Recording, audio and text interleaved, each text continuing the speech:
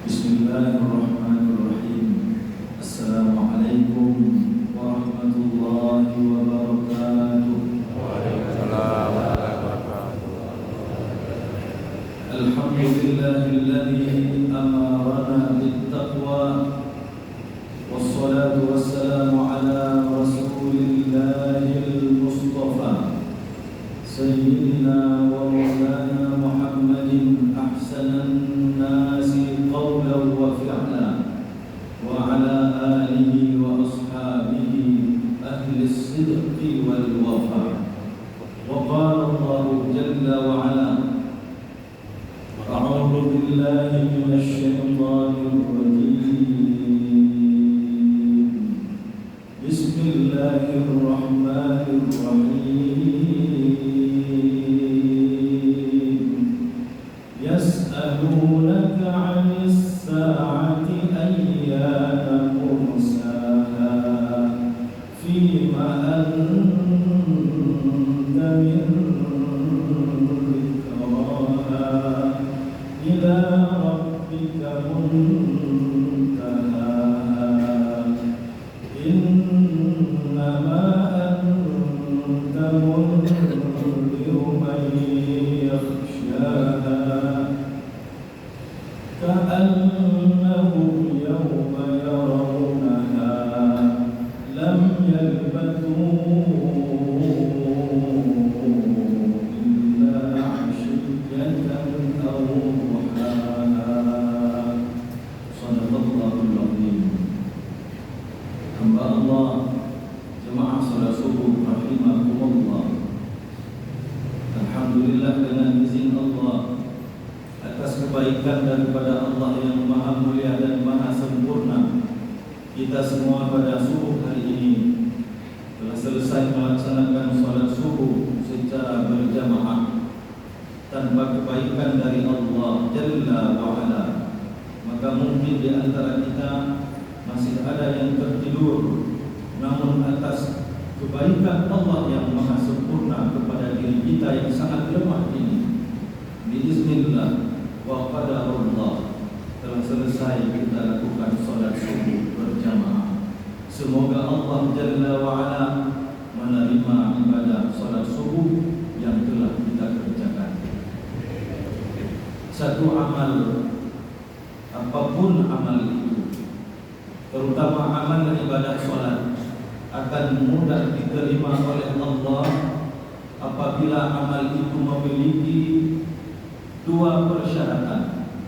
Persyaratan yang pertama adalah ikhlas kepada Allah Jalla wa'ala, menjadi makmum yang ikhlas, menjadi imam yang ikhlas. Semuanya ikhlas, insyaallah akan makbul di sisi Allah Jalla wa'ala.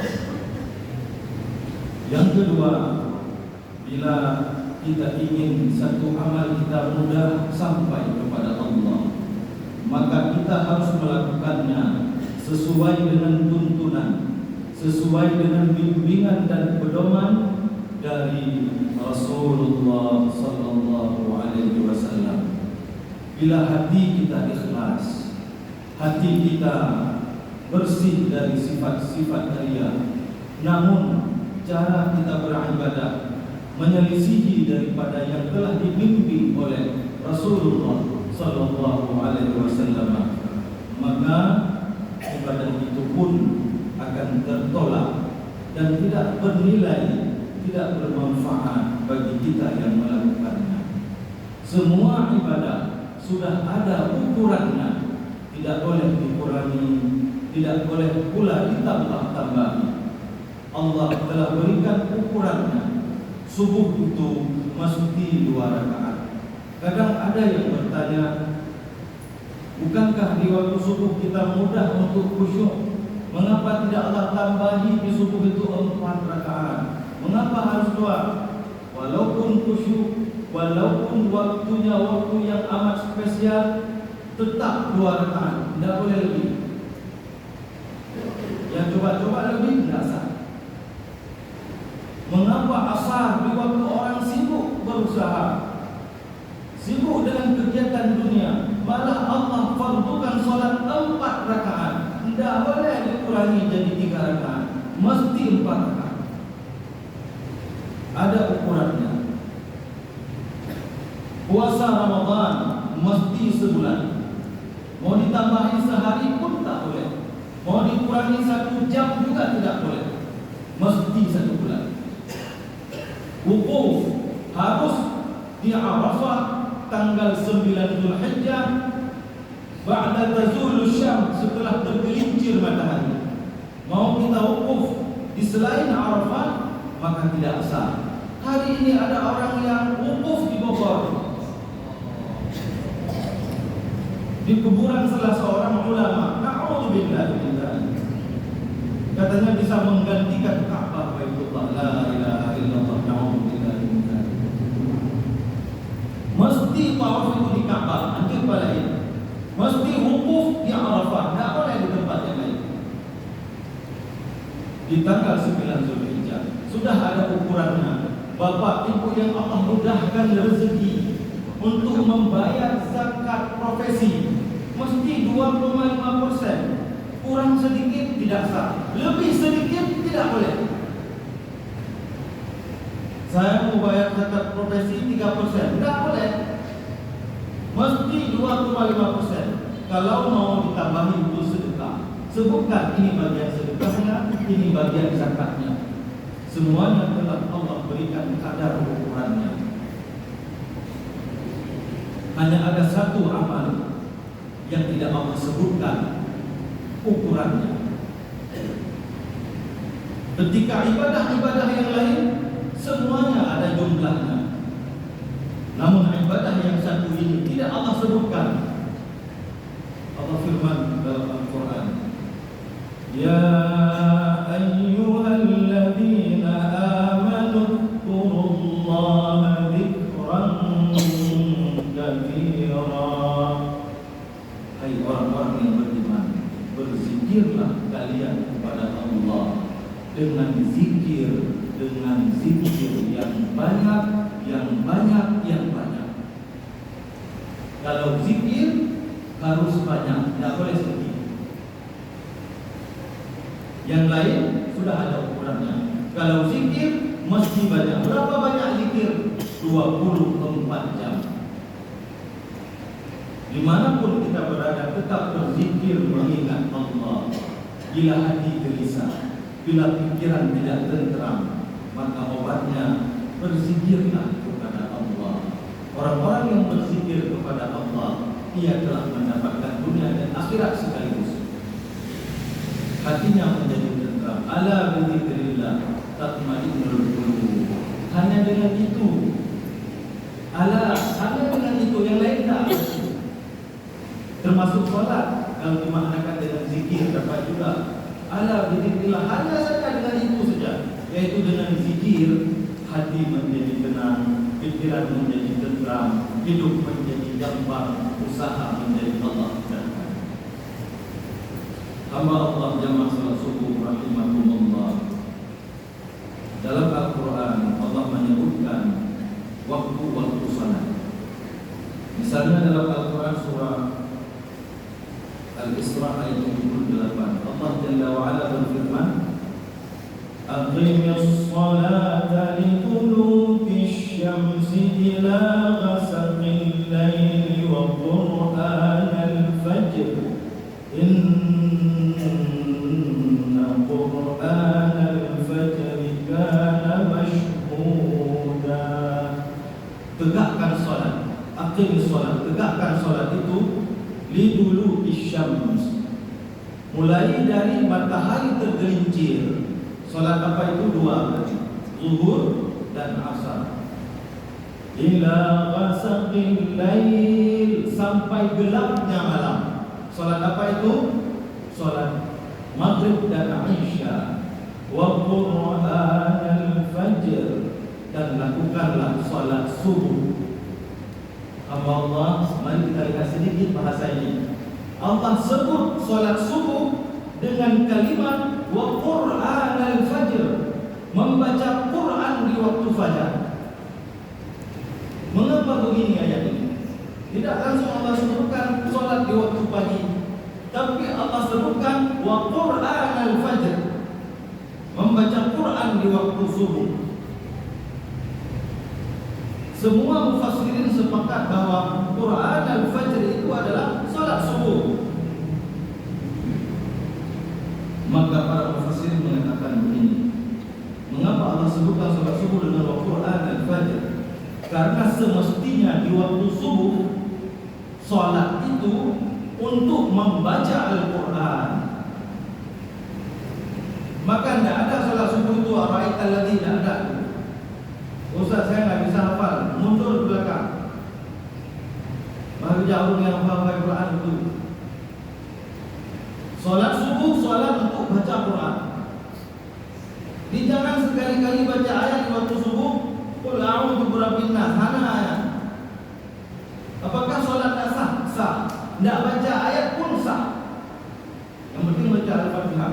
Tapi di waktu subuh solat untuk baca Al-Quran. Seperti imam kita tadi membacakan beberapa ayat Al-Quran, tidak terlalu panjang, tidak terlalu pendek. Maka lebih asal kalau dipanjangkan sedikit lagi. Karena memang dia untuk membacanya di waktu subuh. Inna Quran al-fajri, membaca Quran di waktu subuh atau salat subuh, kana mashhuda, disaksikan oleh para malaikat. Ini muncul persoalan yang kedua. Apakah salat asar tidak disaksikan oleh malaikat? Disaksikan.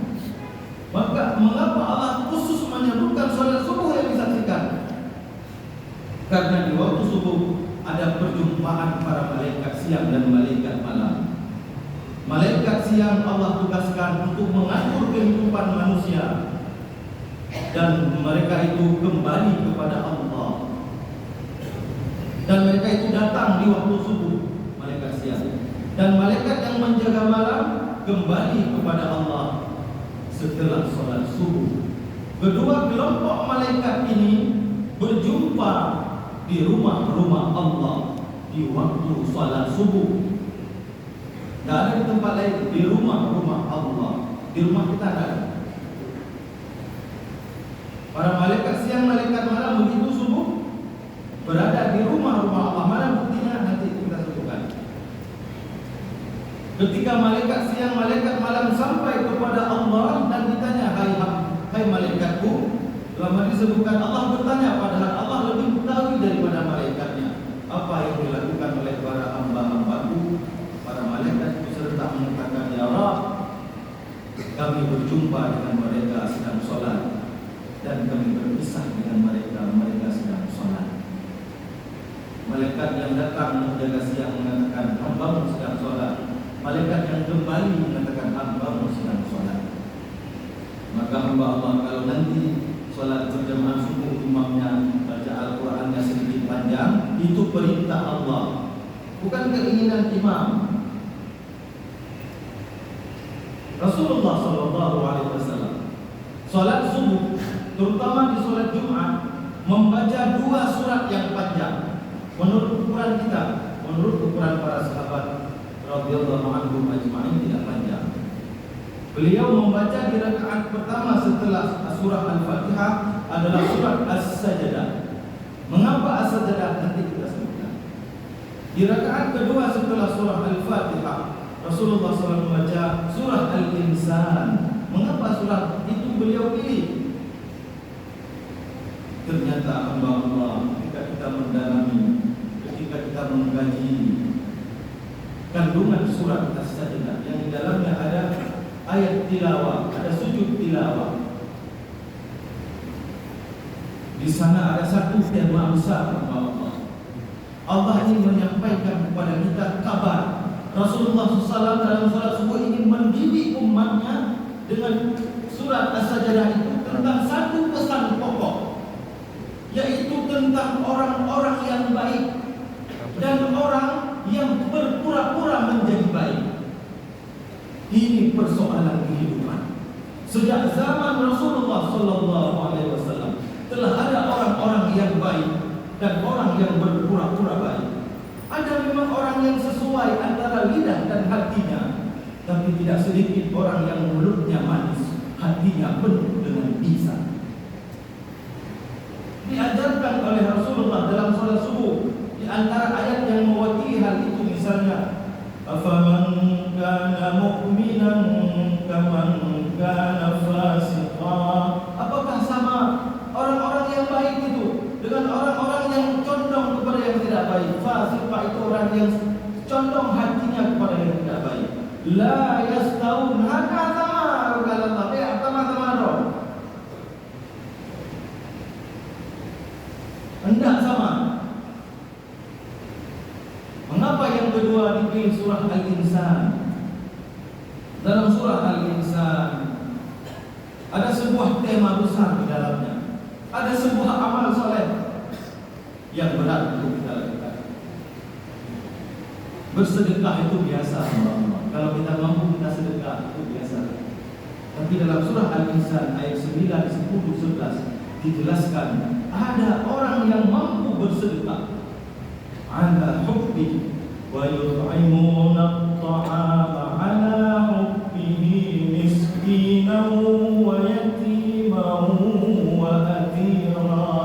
Ada orang mampu bersedekah padahal sedekahnya itu ia sendiri membutuhkan untuk dirinya dan keluarganya, tapi ia mampu memberikan kepada orang lain.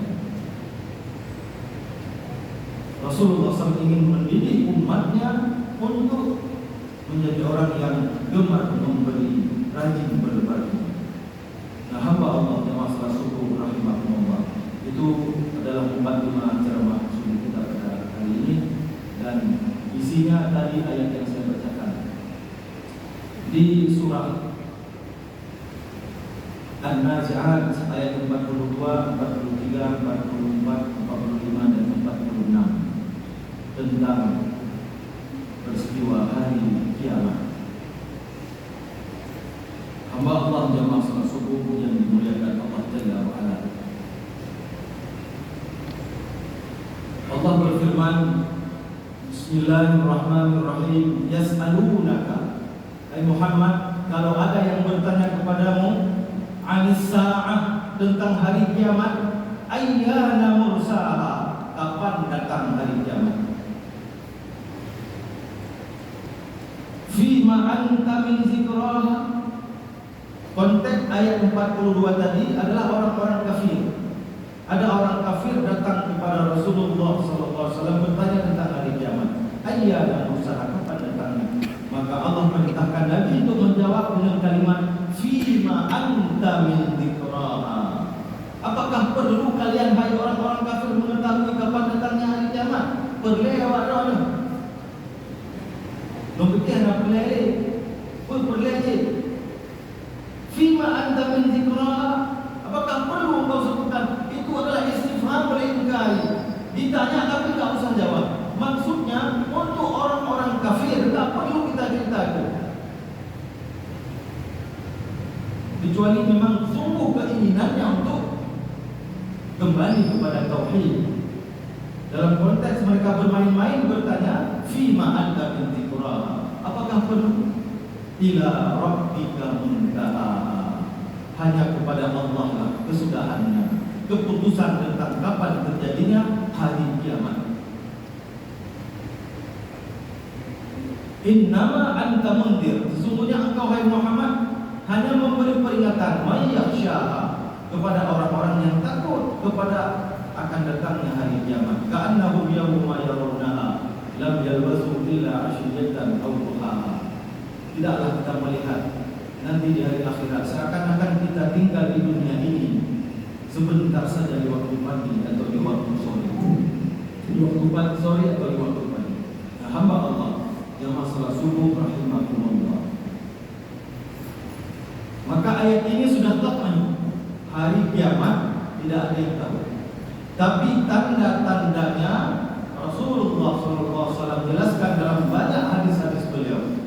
Maka hari ini saya ingin menyampaikan di depan guru-guru saya semuanya satu hadis saja tentang tanda-tanda itu. Kalau waktunya Rasulullah SAW sendiri pun datang. Kalau tanda-tandanya disebutkan dalam banyak hadis beliau yang mulia. Salah satunya adalah hadis dari Thauban yang diriwayatkan oleh Imam Ahmad dan Al-Bazzar. Rasulullah SAW memberikan gambaran tentang kehidupan manusia dengan 5 periode, 5 masa umat manusia. Setelah masa kelima berarti hari kiamat, tidak ada masa lain. Karena di akhir hadis summa sakata, kemudian Rasulullah SAW diam. Berarti setelah itu akan wajumi asyamsu wal qamar. Surah Al-Baqarah ayat 9, akan terjadi benturan matahari dan bulan. Dan sekarang pun secara ilmu astronomi benturan itu hampir terjadi. Coba kita belajar ilmu astronomi, di mana sekarang kita tinggal di galaksi Bima Sakti, spiral bentuknya. Di dalamnya ada 300 miliar bintang. Salah satu bintang adalah matahari kita, bintang kecil. Di Bima Sakti ada bintang Sirius, besarnya 1,5 miliar kali matahari kita. Di atasnya ada satu galaksi namanya Andromeda. Di dalamnya ada satu bintang namanya Skyti. Dia besarnya 1,8 miliar kali matahari kita. Di saat malam terang, mata telanjang mampu melihat Andromeda, insya Allah. Memang Allah batasi antara Bima Sakti dengan Andromeda, gugusannya berbeda. Dia agak memanjang seperti buah timun. Di sana ada 1 triliun bintang, yang terkecil 3.600 kali matahari kita. Sekarang sudah ditemukan 2 triliun galaksi. Tadi baru cerita 2 galaksi. Di mana bumi tak kelihatan. Kalau bumi tak kelihatan, siapa kita?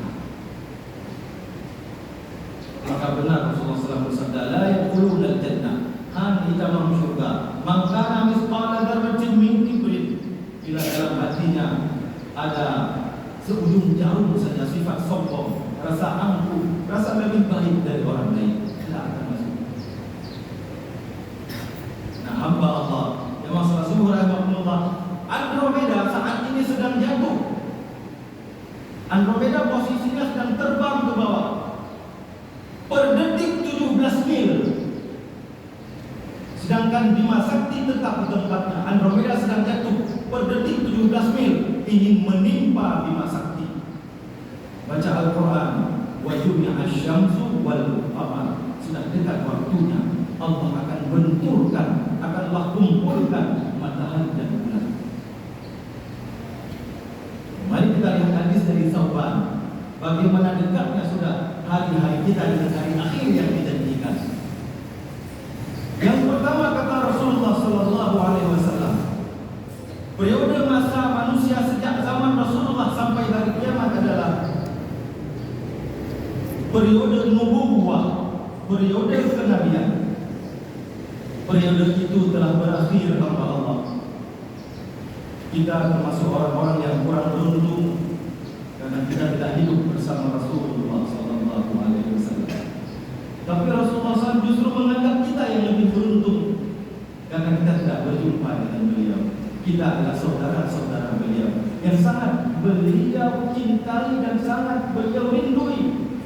Dan beliau akan menunggu umatnya yang tidak sempat beliau lihat nanti di Haud, di telaganya, di samping jannahnya Allah yang mulia. Nah, hamba Allah, masa itu telah berakhir. Rasulullah telah tiada, telah meninggal dunia, telah wafat, meninggalkan kita. Zaman yang penuh dengan kebaikan, zaman yang dipenuhi dengan keadilan, zaman yang dipenuhi dengan kebahagiaan. Bila ada persoalan, para sahabat langsung bertanya kepada Rasulullah SAW. Sahabat-sahabat ketika itu adalah sahabat-sahabat yang mulia. Mata mereka sangat mulia. Mereka melihat Rasulullah SAW. Telinga mereka sangat mulia. Mereka mendengar tutur kata Rasulullah SAW. Kehidupan mereka penuh dengan kebaikan. Mereka sholat di belakang Rasulullah SAW. Mereka makan bersama Rasulullah SAW. Masa itu telah berakhir. Bila ada timbul persoalan, mereka tanya kepada Rasulullah dan Rasulullah memberikan jawaban tuntas. Mana contohnya? Misalnya dalam Al-Quran ada satu ayat tentang sholat Jumat. Allah Jalla wa Ala berfirman, Ya ayyuhalladzina amanu, hai orang-orang yang beriman. Itu berarti semuanya. Sama dengan panggilan untuk puasa. Semuanya, laki perempuan, sehat sakit semuanya puasa. Yang sakit harus puasa. Ini ya ayyuhalladzina amanu, hai orang beriman, idza nudiya lis-sholati min yaumil jumu'ati fas'au ila dzikrillah wa dzarul bai'. Dengan turunnya ayat ini, para sahabat datang kepada Rasulullah sallallahu alaihi wasallam dan bertanya, "Ya Rasulullah, apakah kami harus membawa istri-istri kami yang perempuan, anak-anak kami yang perempuan, orang-orang sakit untuk salat Jumat di masjid, ya Rasulullah?" Maka Rasulullah sallallahu alaihi wasallam menjawab dengan tuntas, "Al-jum'atu haqqun wajibun 'ala kulli muslimin illa arba'atin, 'abdun mamluk, au imra'atun, au maridun, au sabiyyun." Selesai, tidak ada khilaf. Jumat itu hak dan wajib bagi setiap kaum muslimin illa arba'atin, kecuali 4 golongan. Abdul mamluk, yang pertama adalah hamba sahaya, budak. Yang kedua au imra'atun, orang perempuan, wanita. Yang ketiga au sabiyyun, anak-anak. Yang keempat au maridun, orang sakit. Itu tak wajib. Kalau pergi juga sah apa tidak? Sah. Karena panggilan pertama amanu dirukhsah oleh Rasul SAW ketika ada pertanyaan. Tapi bila keempat mereka melakukannya, sah, dapat pahala dari Allah Jalla wa Ala.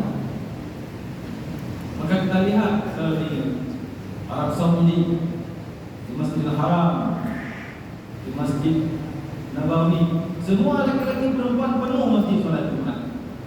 Tidak ada satu orang pun yang terusir, walaupun hukumnya untuk perempuan adalah tidak seperti hukum kepada laki-laki. Tapi bila mereka melakukannya, mendapatkan kebaikan dari Allah Jalla wa Ala. Masa itu telah selesai, Rasulullah telah wafat. Dan tadi disampaikan oleh guru kita Ustazul Arafat, semoga Allah muliakan kita dengan kemuliaan yang sangat sempurna, yaitu bisa menjadi teman akrabnya Rasulullah di dalam jannah. Apa syaratnya menjadi teman akrabnya Rasulullah di dalam jannah? Ada syaratnya. Tanpa syarat ini tak mungkin. Syaratnya sudah disebutkan oleh Rasulullah SAW. Satu malam ada seorang sahabat bermalam bersama Rasulullah SAW. Coba bayangkan, ada seorang sahabat tidur dengan Rasulullah SAW. La ilaha illallah. Keikhlasan Nabi, ya Allah, mulianya sahabat itu.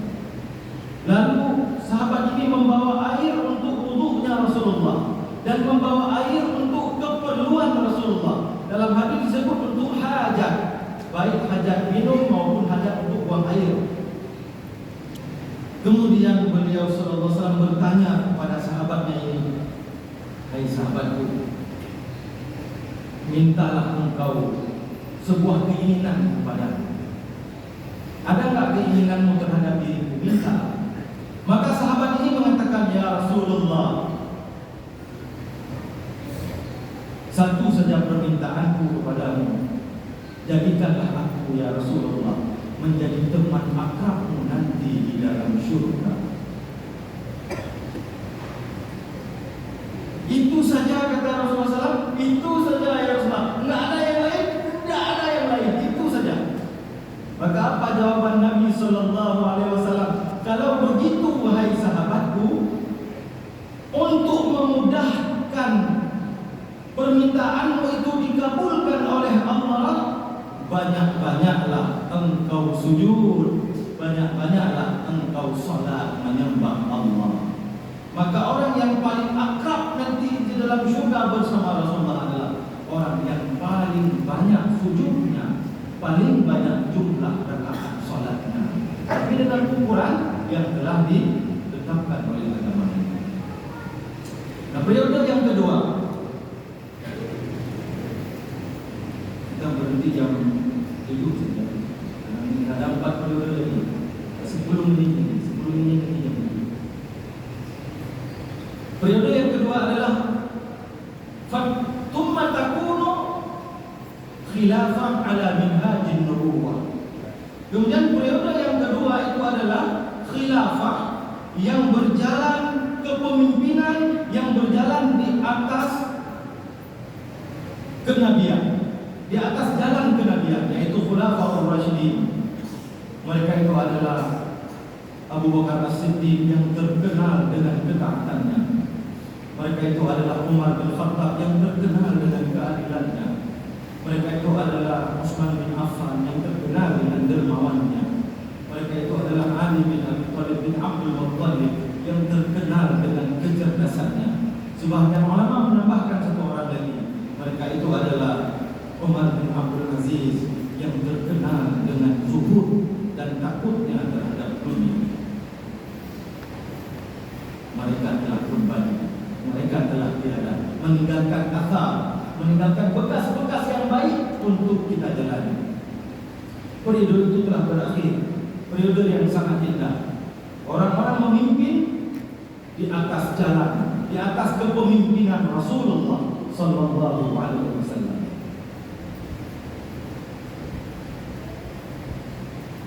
Di antara bentuk kepemimpinan saat itu adalah tidak ada khilaf. Semua para pemimpin Khulafaur Rasyidin, mereka itu melakukan ronda di waktu malam, melihat rumah-rumah rakyatnya yang belum tertidur, mungkin karena sakit ataupun karena lapar.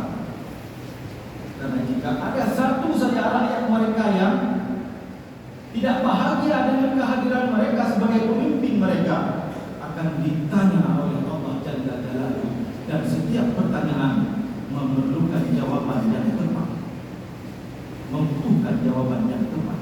Tanpa jawaban yang tepat, bermasalah nanti di akhirat. Nah, yang ketiga,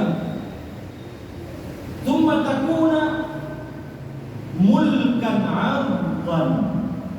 Kemudian periode yang ketiga adalah pemimpin-pemimpin yang menggigit. 'Adhan itu boleh diterjemah zalim, boleh diterjemah menggigit. Itu dimulai dari Bani Umayyah, diakhiri pada masa Abbasiyah.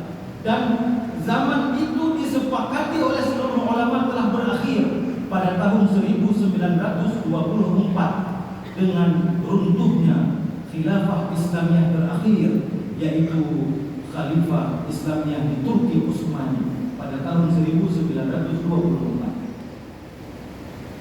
pada tanggal 26 April 1924 berakhir. Dan itu mulkan 'adhan. Ada di antara pemimpin-pemimpin Bani Umayyah untuk menggantikan kepemimpinan berikutnya dengan bertengkar, dengan membunuh. Ada yang terjadi seperti itu. Malah ada terjadi pemimpin sebelumnya diletakkan di bawah ambal setelah dibunuh, dan mereka salat di atas ambal pemimpin itu. Itu yang terjadi mulkan 'adhan. Pemimpin-pemimpin yang menggigit itu sudah selesai. Periode keempat, mulkan jabriyatan, pemimpin-pemimpin yang otoriter. Itu Rasulullah yang sebutkan. Hadis Tsauban, riwayat Imam Ahmad dan Al-Bazzar. Mana ciri pemimpin ini? Tidak takut kepada Allah dan tidak sayang kepada rakyatnya. Itu ciri utama. Masa itu dibumbui dengan banyak kekacauan. Hadis dari Rasulullah SAW yang diriwayatkan oleh Imam Abu Daud, Ibnu Majah. Rasulullah SAW bersabda, akan datang kepada kalian satu masa umat Islam seperti hidangan di atas meja makan yang dipenuhi oleh orang-orang yang lapar. Hidangan yang dikelilingi oleh orang-orang yang lapar. Mereka siap menyantap makanan ini. Makanan ini laksana kaum muslimin. Yang menyantapnya ini adalah orang-orang yang ingin menghancurkan kehidupan mereka. Dunia dan akhirat mereka ingin dihancurkan. Mereka lapar, laksana orang lapar di pinggir makanan.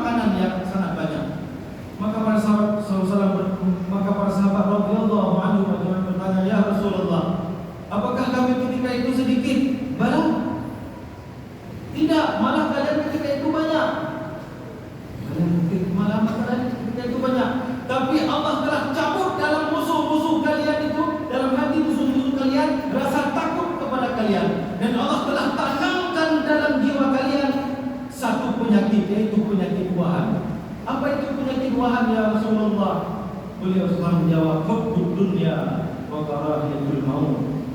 Umat Islam itu amat cinta kepada dunia dan sangat takut kepada kematian. Untuk mendapatkan dunia, mereka rela mengorbankan segala-galanya. Untuk mengejar akhirat, biasa-biasa saja. Apakah itu telah terjadi? Dan jawabannya ada pada diri kita masing-masing. Kita lihat fenomena yang terjadi hari ini. Nah, hamba Allah, zaman itu akan berakhir. Ditandai nanti dengan yang paling akhir adalah datangnya Imam Mahdi dan datangnya Nabi Isa alaihissalam, dan beliau membunuh Dajjal bermata satu di salah satu gerbang kota Palestina dengan tombak, karena Dajjal tidak bisa dikalahkan oleh siapapun. Dia akan ditombak oleh Nabi Isa alaihissalam yang turun ke dunia dari tempatnya yang hanya Allah yang mengetahuinya, dengan memegang dua sayap malaikat. Beliau turun di sebuah masjid di Syam, masjid bermenara putih, di waktu sholat asar. Ketika itu Imam Mahdi sedang sholat asar, masuk Nabi Isa menjadi makmum, dan itu tanda Nabi Isa menjalankan risalah Muhammad, menjadi makmum dari Imam Mahdi. Setelah itu beliau mengejar Dajjal dan ditombaknya Dajjal di gerbang selatan kota Palestina. Setelah itu berakhir periode keempat. Sebelum berakhir periode keempat, sebelum kita ke periode terakhir, ada tanda yang sangat mencolok di periode keempat ini. Sebelum datangnya Mahdi, sebelum datangnya Dajjal, sebelum turunnya Nabi Isa, ada peristiwa yang mencolok, yaitu hadis dari Nabi SAW tentang Sungai Efrat.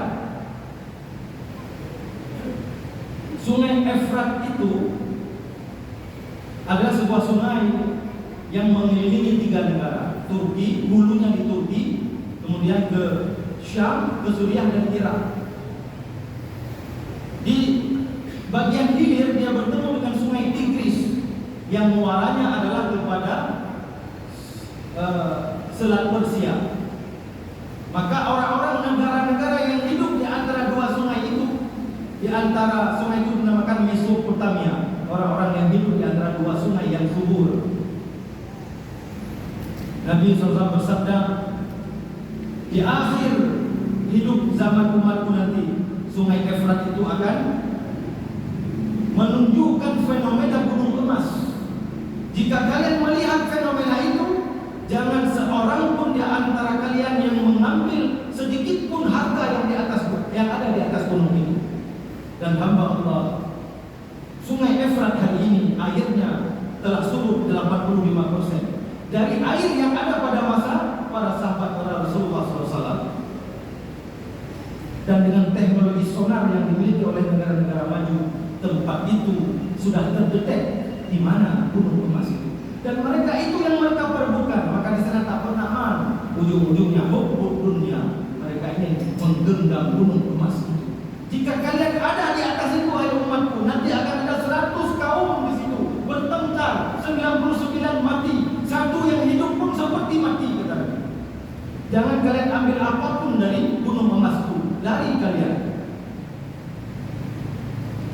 Setelah periode ini berakhir, periode terakhir adalah khilafah ala minhajin nubuwah. Kembali kita kepada kepemimpinan seperti kepemimpinan Rasulullah SAW. Dan periode ini juga tidak berlangsung lama, sekitar 40 tahun lebih kurang. Nanti akan muncul orang-orang yang durhaka kembali. Dan akhir kehidupan alam dunia ini, umat seluruh orang-orang beriman di satu subuh, di waktu subuh akan datang ad-dukhan, akan datang asap, hawa dingin menyapu dahi seluruh kaum muslimin. Asap ini akan mencari orang-orang mukmin, disapu dahinya serentak kaum muslimin. meninggal dunia kembali kepada Allah Jalla Jalaluhu. Bantabah umur jika meninggal yang mukmin disapu kepalanya dengan hawa dingin. Itu asbab terjatuhnya nyawa kaum muslimin. Yang tinggal hanyalah orang-orang kafir. Datanglah waktu asar sebelum maghrib dan wajumi asyamsu wal qamar, terjadilah benturan matahari dan bulan. Hamba Allah kita hidup di periode keempat, bagian akhir. Maka hati-hatilah. Teruslah kita dekat kepada Allah. Terus kita bertakwa. Semoga Allah mudahkan kita untuk berada di dalam agama yang mulia ini.